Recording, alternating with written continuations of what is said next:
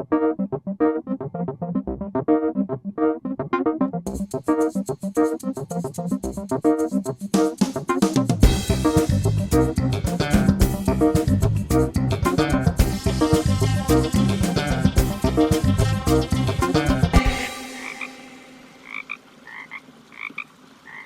morning, everyone.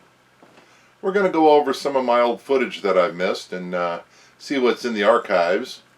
You notice I'm wearing my jacket here. I'm dressed in my 1920s tatterdemalion look. So right now in the trailer it's 61 degrees. We're waiting for the heater to warm it up. Outside it's currently 43 degrees. And this is late morning, so it should be at least 69, 70 degrees outside. But then again, we're going into winter, so what can you expect? We just came through a bunch of rain, had to dig equipment out of the dirt, had to dig a tractor out of a trench. Just a lot of little stuff going on right now. But being as that it's too cold outside to do any welding, I'm going to stay inside and go over some videos. So don't tune out yet. There's more to come. We'll start off with the Manzanita mine. And before I even got a door put on it, the first time it rained, it flooded. Got a lot of mud in it. We had to start digging it out. What a nightmare. I've got the door hung up and hope that will keep the mud out, but I didn't seal up between the posts and the rock. So when we did get our second big rain, it filled in the mine again and buried the killdozer inside. So now we put in concrete all around it, and that should keep the mud out. Famous last words, you know. Arrows are fun. And from the mud and water flow we got this hideous trench in which I got my tractor stuck. Dumbass. And in digging around in the mud, we found this. Not quite sure what it is. Let's get an expert opinion. Oh, that's a Bobby Dazzler. That's a top pocket find. Okay. Moving on to the Monte Cristo mine. It's still mudded up. It only goes back about 40 feet of mud and then it clears, but we got a lot in the front to clear out as well. And this is our little Honda generator that got buried in the Monte Cristo. We tore it apart, cleaned it up, put some new bearings in it, and it runs fine. And the little Honda generator is running fine and puts out power.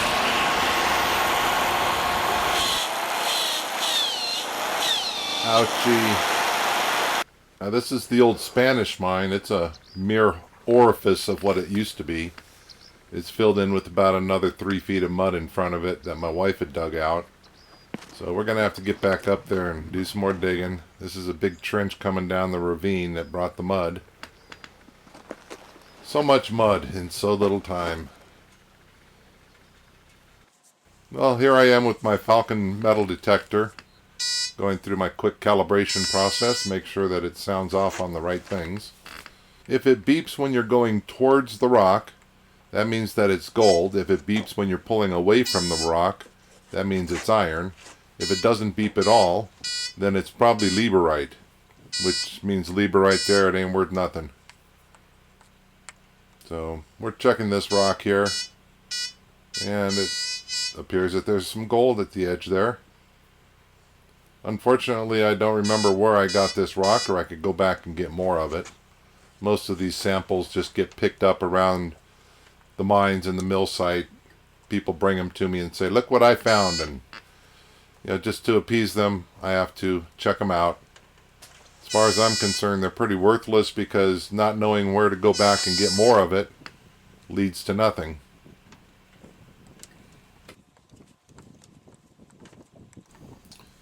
Now the Falcon is a pretty sensitive device, and the smallest speck of gold on the surface of the rock or near the surface it will sound off on. It won't penetrate into the middle of the rock or very deep, but it's a good sensor. See, I've found some here on the corner. Even though I do get a reading on some of these rocks, it's really not worth the time to crush them up because it's such a small particle.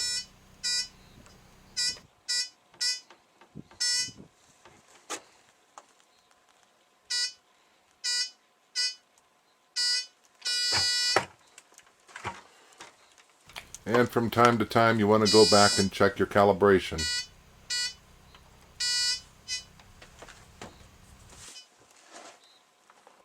But after processing these 2.5 buckets, this is what I get. Real small dot of gold. Runs about $40 to process a bucket. But, you know, to give you scale on size, here's a pair of tweezers. That's how small the dot is. So this is more for assay purposes, not for final processing and refining. It just isn't worth its time.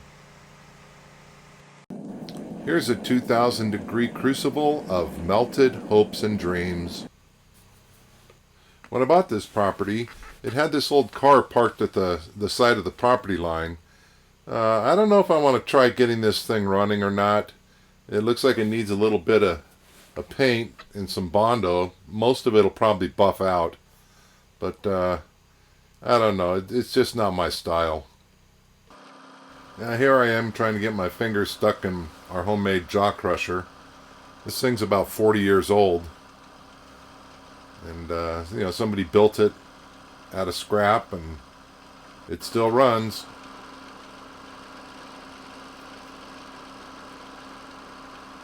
It's a real Frankenstein of a monster. Hard to service though. A lot of the parts are welded together. So the jaw mill brings it down to about 1/4 inch size. From there it goes down this pipe into our flail mill. That takes it down to our final size. You know, we go for about 20 mesh minus. And it comes out pretty good. The water that's coming out over from the bucket going down into the basin goes back down into our recycling tank, which, you know, it's a settling pond and a recycling tank. These are the chains inside the flail mill. These chains are the ones that do the work. They spin around and crush the rock. And this is what the inside of a flail mill looks like when it's running.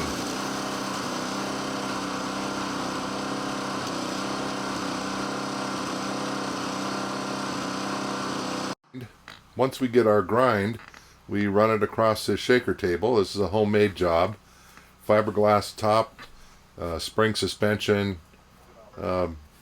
all homemade stuff. You know, in another 50 years, people will be oohing and awing that it even works. But, you know, it does pretty good. It separates out the heavies. That's all we need for now. Oh yeah, and don't forget the duct tape dams. Those actually help out in fine separation. Now the Manzanita mine is predominantly a pyrite mine. So here's some of the grinds from the Manzanita we've been shaking out. You can see the pyrite is separating out nicely. Now pyrite may contain gold. You take the pyrite, roast it, burn off the sulfur, leaving the iron and whatever else was there, hopefully some gold. Sometimes we get so much pyrite shaking out that we have to take a brush and brush it all down into our number ones, number twos, just to clear the table so we can continue feeding it. All that you see that I'm brushing down, that's all iron pyrite. And in the end, this is what we got. A pan full of pyrite, ready to be roasted. As I said, I built this table, and to do so I had to create a form of the table in inverse and negative. So where the ridges are raised up there, that's actually the grooves in the final table. Once you get this set up, then you coat it with fiberglass, lay some mat on it, another coat of fiberglass, another. It just goes on. Oh yeah, and don't forget the detail step. That's where you go through and fill in all the little divots and dimples and pimples and pop marks. Any defect that is on the board when you fiberglass it will show up in your final fiberglass coat. So you want to make sure everything is perfect. Then you wax it, coat it, and then you do your fiberglass work. And in the end, you hope the fiberglass releases from the wood. Here we are back at the Manzanita. This is probably about a year ago or so, back when it was clean. I got a couple YouTubers in this tunnel here, and I'm going to keep them here until they pay me. Well, actually, they came out to visit. You'll probably recognize them. One of them is Nick from Forgotten Mining History, and the other one is Pharaoh, who is a hiker up here in these hills. He documents his hikes. Does a fantastic job. Like the top of what's it called, the native sun over in Redwood is like this, and down below it there's a bunch of pools with the pearls. Huh. Oh yeah, I watched the video. We found this coin. Sounds cool.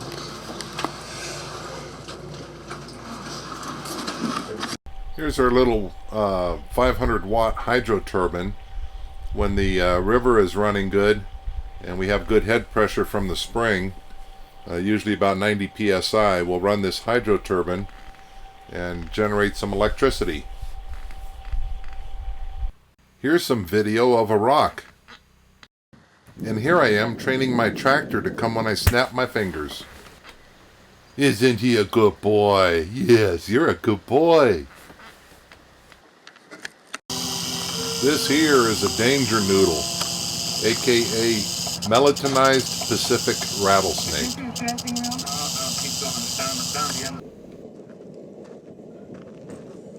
Now this is how we used to roast our sulfide ores. Just using a cast iron skillet on top of a hot flame. We'd heat it up and it would start putting out smoke. When the smoke stopped, then it was done. But in the meantime, that smoke is killer. It's sulfur dioxide, and if you inhale it, it turns into sulfuric acid in your lungs. So you want to make sure you stay away from it. We did an upgrade on this to prevent having to approach it to stir it. This is now a power-driven rotary roaster. So we put our ore in it, the ore gets tumbled and heated at the same time. It does its smoky thing. We don't have to get near it. We just stay upwind from it. And once the roasting is done, the top unit tilts forward, letting you dump out the roast into a pan. And a benefit also of this is that you can tilt that unit forward all the way, exposing the burner so you can utilize the burner for other purposes. Like cooking lobster thermidor with shallots with a drizzled béarnaise sauce and Spam. Here's a lid off of an old carbide can that we found when we were digging out the Monte Cristo mine. And this looks like wood laying on a concrete slab. Oh, I know. This is when I was building the mill building. Yep, there we've got the walls pretty much all up. Everything built to code. Double cap, PTL lumber on the floor, 16-inch on center studs.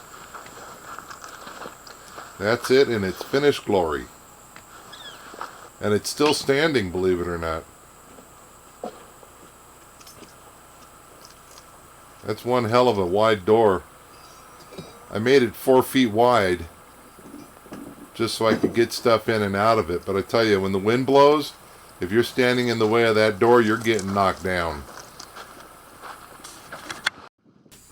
Oh, I remember this thing. This is a wood chipper that I found along the gutter up by where I live. Somebody was throwing it out, so they just parked it at the curb. I rebuilt it, got it running, and we used it for quite a while. And then I think it accidentally ingested some rocks, kind of blew out the chipper unit inside. But it worked while it worked. The engine's still good, so we'll see if we can do something with that. And now here's something new that you haven't seen yet. This is the Monte Cristo mine. We're planning on doing some work in there, so I put in this door with a positive pressure ventilation fan in the door. There's a generator on the other side of that door.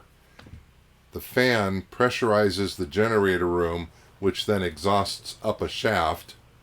So it keeps our oxygen clear down here. We've got oxygen monitors. I just started the generator and the door was open until I could get out. So we're reading 14, 15 parts per million, which is far from anything to be concerned about. But yeah, we're getting set up to do some mining. Hopefully soon, maybe, if it doesn't rain and flood us out.